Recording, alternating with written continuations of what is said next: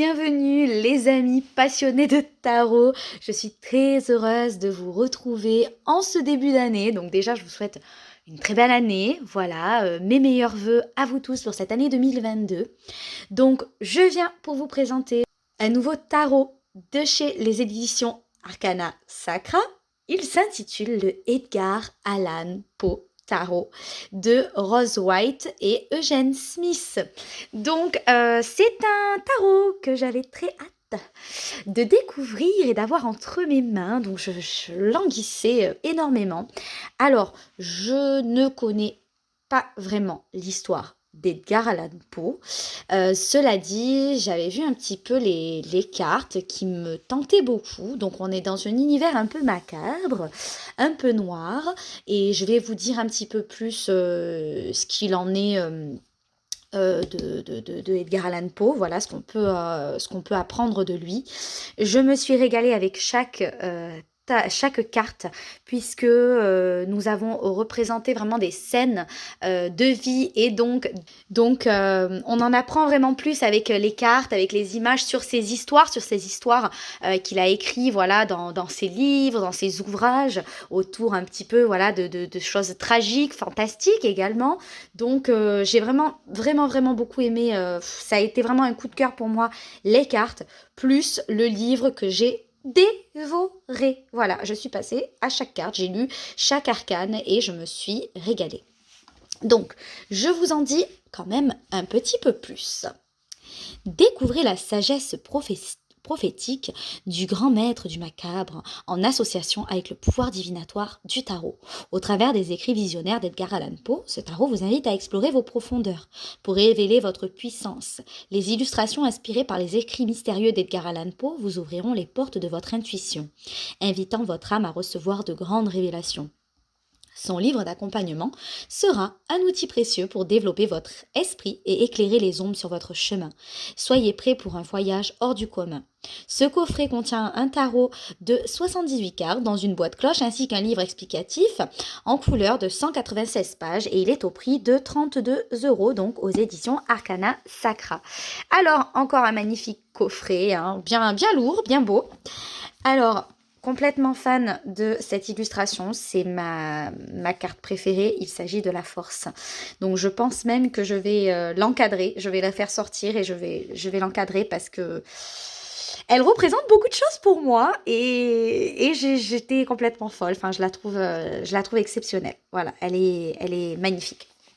Donc je suis contente qu'il l'ait mise en premier, mais elles sont toutes très belles, hein, vous verrez. Donc on a un livre génial, honnêtement il est absolument super, donc je vous montre quand même le coffret avant de vous montrer le livre. Donc ici nous avons, hop, comme à notre habitude, mais quand même c'est toujours agréable de le préciser, nous avons le joli petit ruban de chez Arcana Sacra, c'est toujours aussi joli et bien présenté, mais voilà, je vous en parle quand même parce que c'est hyper important de le préciser. Donc nous avons la petite boîte ici, voilà, regardez-moi ce dos des cartes, absolument divin, hop, et les cartes juste ici. Donc je viens de me rendre compte qu'elles sont mélangées. Il va falloir toutes que je les remette dans l'ordre. Donc je couperai un petit moment de la vidéo. Oui, c'est vrai que je les ai déjà utilisées. Je pensais avoir été raisonnable et les avoir remises, mais non, pas encore. Donc je vais le faire bien évidemment, rassurez-vous. Donc voici. Il est splendide. Alors nous allons passer au livre. Il est ici. Donc hop, le voici. Je vais vous présenter un petit peu l'intérieur du livre. Donc ici, nous avons l'auteure Rose White. Elle est auteure, praticienne de Reiki, qualifiée et éternelle étudiante du tarot et de l'astrologie. Vous la croiserez par les plages de Los Angeles, pratiquant la médecine douce à travers d'exercices énergétiques. Quand elle ne passe pas son temps libre à écrire des œuvres de fiction jeunesse, ses productions ont été publiées dans Refinery 29, New World Magazine et New Leaf Magazine. L'artiste ici, donc celui qui a fait les illustrations, il s'agit de Eugène Smith, est illustrateur et titulaire d'une licence aux Beaux-Arts. Il est illustrateur et titulaire d'une licence en Beaux-Arts. Il propose ses travaux par l'illustration de livres, de magazines, de jeux, de tarot, de romans graphiques, pédagogiques. Il vit à Chicago avec son épouse, ses 2 enfants et son chien pas comme les autres, voilà. Donc on en apprend toujours un petit peu sur les auteurs, j'aime beaucoup. Donc, comment tirer les cartes, le choix du tirage, les arcanes majeures, nous avons les arcanes mineures, les tirages. Donc, les tirages Edgar Allan Poe. Je trouve que les tirages à l'intérieur du livre sont génialissimes. Donc, voilà, je vous montrerai quelques-uns. Alors ici, donc on a des petits mots, nous avons l'introduction, donc on vous dit bienvenue dans l'univers macabre et mystérieux d'Edgar Allan Poe, où tout ce que nous voyons ou paraissons n'est qu'un rêve dans un rêve, plus qu'un simple conteur virtuose, Poe est le maître d'un univers comparable à celui du tarot. En effet, tarot et fiction sont deux outils permettant l'exploration de soi et de la personne que l'on devient. Le tarot révèle notre part d'ombre, tout comme l'œuvre de Poe éclaire les royaumes cachés en vous. Les cartes peuvent vous faire de grandes révélations sur vous-même, éclairer votre subconscient, vous dévoiler ce qui était caché et vous pousser sur la voie de la guérison. Les histoires et les poèmes de Poe se connectent à votre subconscient et éclairent ce qui se cache grâce à une extraordinaire maîtrise du symbolisme. Le monde des symboles prodigue à ses poèmes, comme au tarot, de nombreux niveaux d'interprétation. Chaque carte propose des associations positives et d'autres négatives, car comme le yin et le yang, et comme dans la vie elle-même, l'ombre est équilibrée par la lumière. Donc, on nous dit également que Edgar Allan Poe troublait son lectorat par sa maîtrise des contradictions et le poussait à explorer sa part d'ombre. Pour lui, l'imagination était une porte d'entrée sur le monde des esprits. Il était partisan du transcendentalisme, un mouvement que l'on pourrait comparer à notre spiritualité moderne, et il militait contre le conformisme. D'après Poe, la régression de l'imagination était un vice. Il encourageait les gens à réfléchir par eux-mêmes et croyait au triomphe de l'esprit humain sur le corps physique, en défendant l'idée que la pensée et les convictions pouvaient façonner la réalité. Voilà, donc on nous dit, cela rappelle un petit peu la loi de l'attraction. Alors, qu'est-ce qu'on nous dit d'autre sur Edgar Allan Poe? J'aime bien vous en dire un petit peu plus. Donc on nous dit que personne ne peut affirmer que Edgar Allan Poe pratiquait la divination, mais s'il avait possédé un jeu de tarot, il aurait certainement su entrer en communication avec les esprits et utiliser les cartes comme compagnons de voyage. Ensuite, ensuite on vous dit un petit peu comment explorer le jeu. Donc on nous dit encore que Edgar Allan Poe est né le 19 janvier 1809 à Boston, de parents comédiens. Edgar Poe perdit très jeune ses deux parents et fut recueilli par Frances et John Allan. Il entama ses études à l'université, il publia son premier livre. Voilà, on nous raconte un petit peu sa vie et il mourut donc le 7 octobre 1849. On ne sait pas la cause de son décès. Voilà. Alors, on va nous parler un petit peu aussi de sa vie au travers des cartes, notamment de sa femme. Donc nous avons là, on nous dit un petit peu le choix des tirages qu'on veut faire, les nombres qui vont être importants, les questions. Voici, et nous commençons donc avec les arcanes majeures. Donc ici, nous avons la carte en grand, nous avons au cœur révélateur et dans le maelstrom. Donc par exemple, on va prendre celle-ci. Voilà, on va voir un petit peu comment on nous propose l'analyse de la carte. Donc avec le 7 de coupe. Donc au cœur révélateur. Donc là on nous dit dans l'aventure sans pareil d'un certain Hans Spalf,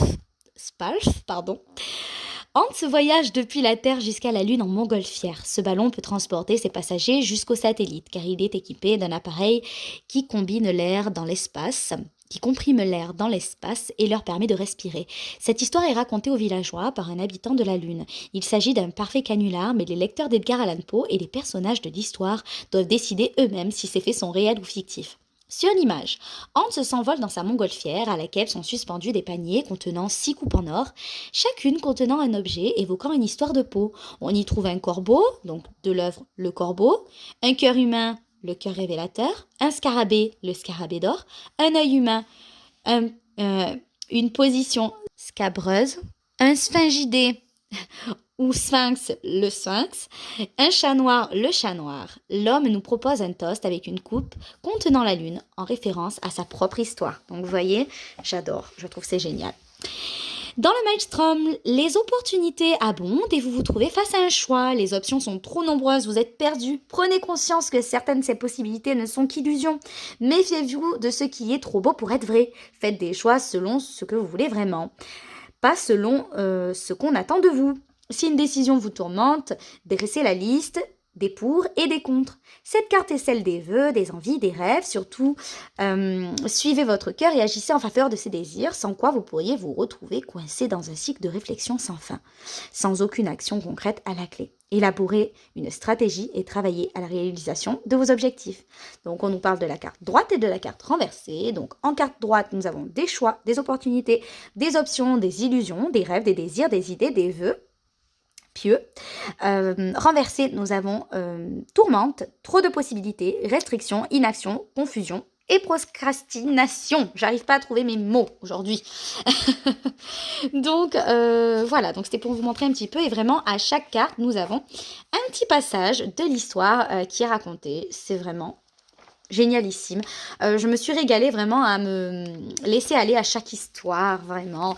Je trouve c'est super. Ça nous fait vraiment des petits résumés d'histoire et voilà, moi je me suis bien laissée emporter. Ça m'a fait du bien. Voilà, ça nous fait vraiment voyager et ne pas penser à autre chose que à chaque histoire, voilà, qu'on nous raconte, qui sont très prenantes. Donc les tirages, nous avons pour commencer des tirages simples, à une carte, à 3 cartes, passé, présent, futur, le tirage oui, non. On nous propose donc les tirages d'Edgar Allan Poe, donc je ne vais pas tous vous les montrer, mais j'espère pouvoir vous les proposer un de ces jours en vidéo, j'en suis sûre. Donc par exemple, je vous montre le tirage de la pierre tombale. Donc ici, on nous parle des influences qui façonnent votre situation, le problème que vous rencontrez, les influences extérieures qui ont un impact sur votre situation, vos torts ou votre défaut au regard de cette situation et l'issue pour en sortir. Donc c'est pour nous aider à identifier les problèmes qui affectent notre situation et nous propose une solution. Voilà les amis, et à la fin, nous avons donc les ouvrages cités, si vous avez envie de découvrir encore plus les œuvres de Edgar Allan Poe. Donc je vous retrouve tout de suite avec mes cartes dans le bon ordre.